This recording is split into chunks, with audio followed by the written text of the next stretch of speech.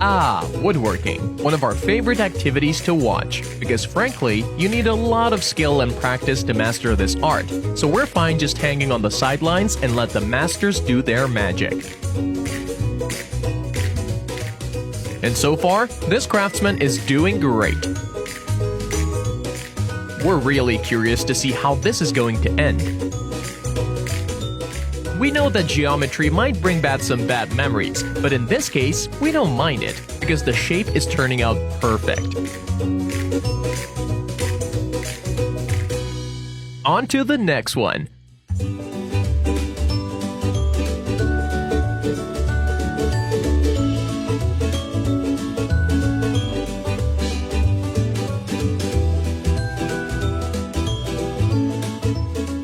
Great job! We're impressed.